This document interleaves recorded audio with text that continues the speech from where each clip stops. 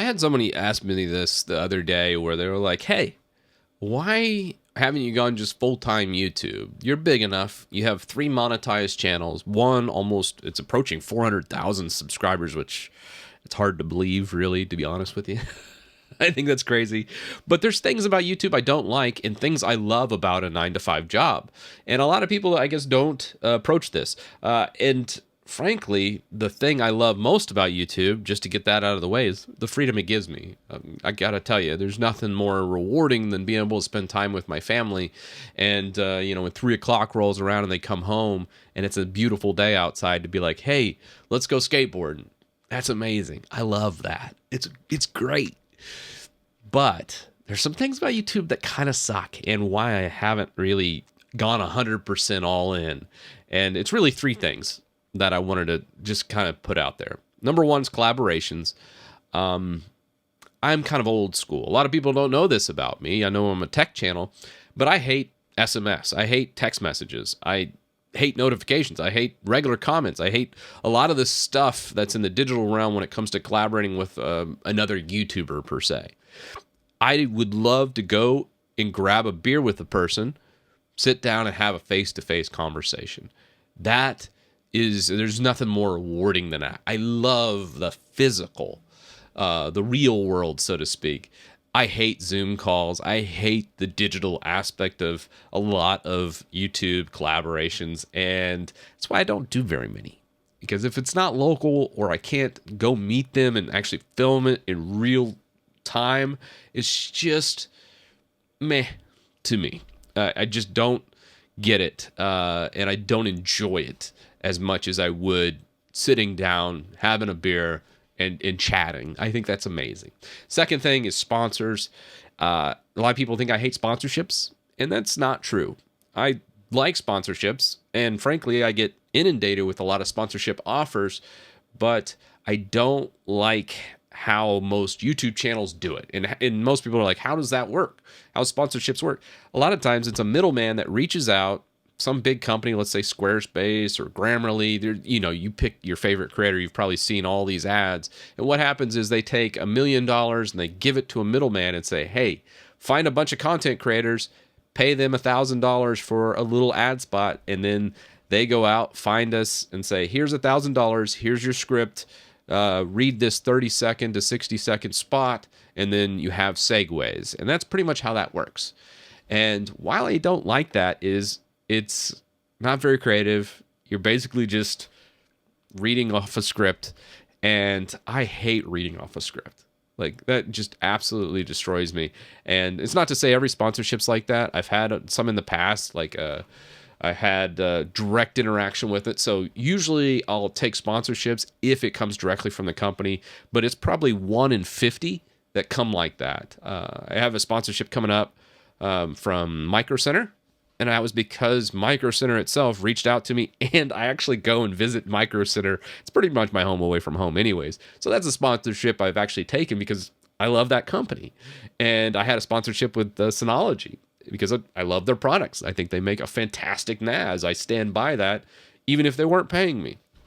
So that's my sponsorships, and I know if I went full-time, I'd have to probably take some of these BS scripted sponsorships that I just don't like. And yeah, that's a kind of a downside, but it's not to crap on anybody that does take them because they got to eat, and relying on AdSense is not good. I mean, you'll have huge swings. Like from December, you'll take a 50% pay cut going into January. So you have to diversify. Otherwise, you're going to not be able to make rent. So, anybody that has, those scripted sponsorships, don't attack them because they're just not making enough to really make by. Maybe the ones that have like millions of subscribers, they just do it for support staff and to pay their bills.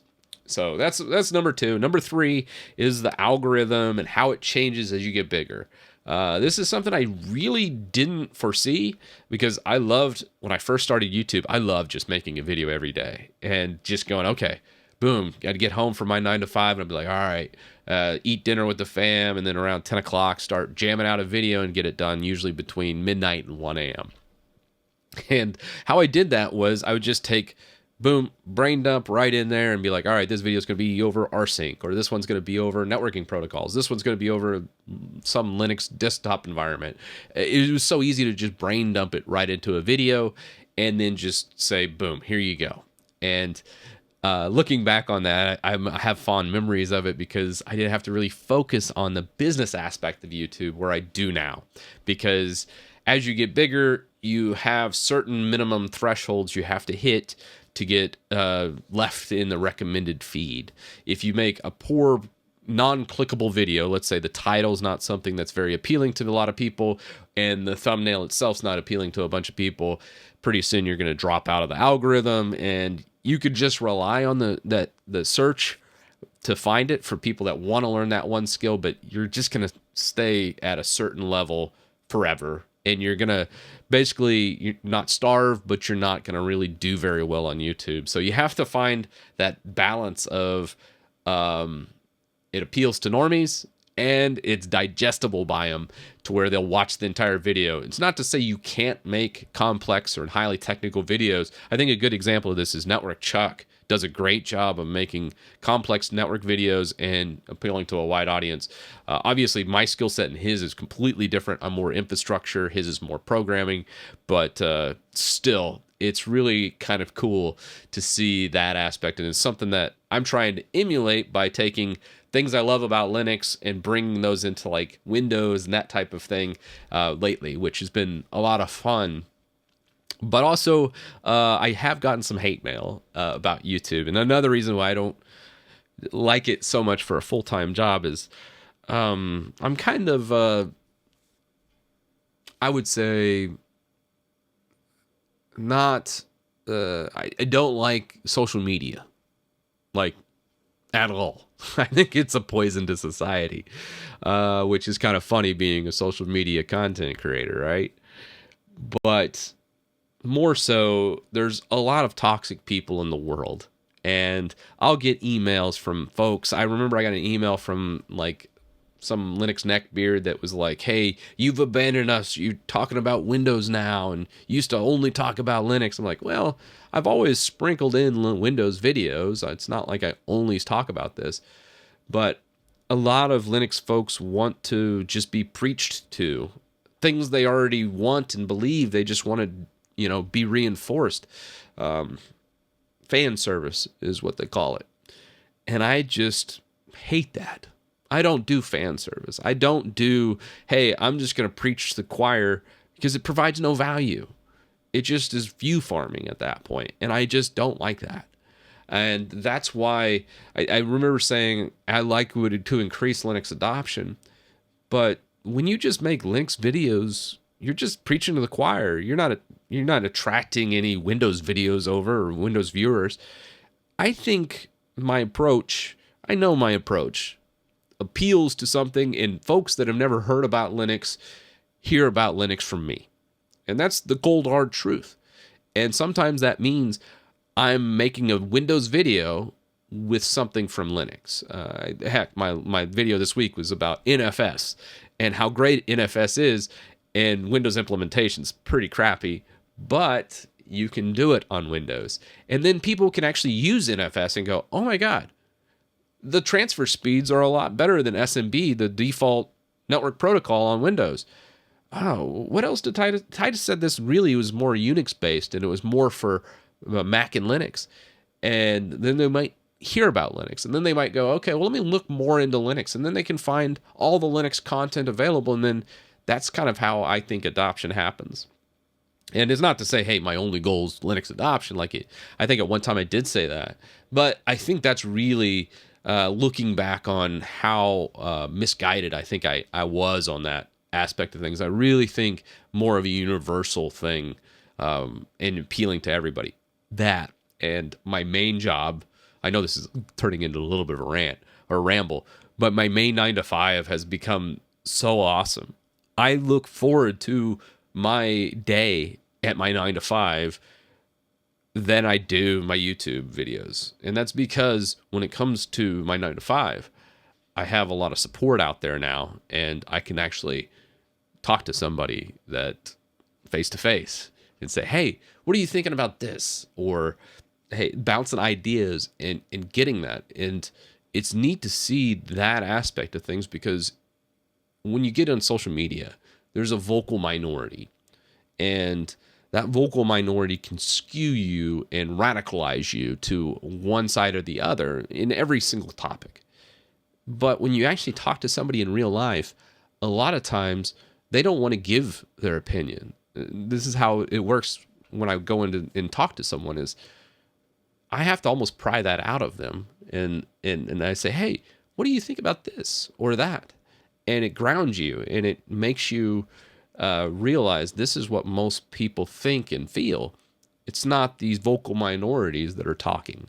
And that's why I don't really have full-time YouTube. But also, I want to keep growing YouTube. It's not to say I want to quit, because there's a lot of aspects I do love. The freedom aspect is obviously the biggest. But going from that, and then also being able to explore new topics and learn new things is great. And then making new projects, especially with GitHub, has been extremely rewarding. And then being able to take donations and say, hey, if you want to support this project, here's an image of it. And people can get a little bit of value, but also donate to it, to where those projects expand and get better with time. And that to me is the future, because I feel extremely, at the end of the day, when I'm done making my YouTube stuff, I feel extremely like I did something more than just view farming or making a clickable video and all this crap that doesn't matter. I think at the end of the day, making this project better and then having people use that project has been amazing. And I love it. Thank you guys for watching. And thank you for everybody that supports the channel. Like when it comes to on the main channel, the YouTube members over there, and everyone from christitus.com, all those members that do every month. I want to get back to just saying thank you guys. And I think at the end of every video, I usually end up with, hey, leave a comment down below. And I think I'm going to drop that. And I'm just going to just say, hey, thank you to all the members that help support me do this. Because at the end of the day, the three things I don't like about YouTube and why I haven't gone to it 100%, I don't really need to do those three things. I can basically forge my own path and then just have the community and just say thank you to everyone that helps me do this, because I don't have a huge amount of team. I don't have to take sponsorships I don't like. I don't have to do things that I don't enjoy. And I can always provide value to the end user. And that's why I don't necessarily need to quit a 9-to-5. I don't necessarily need to do the YouTuber thing.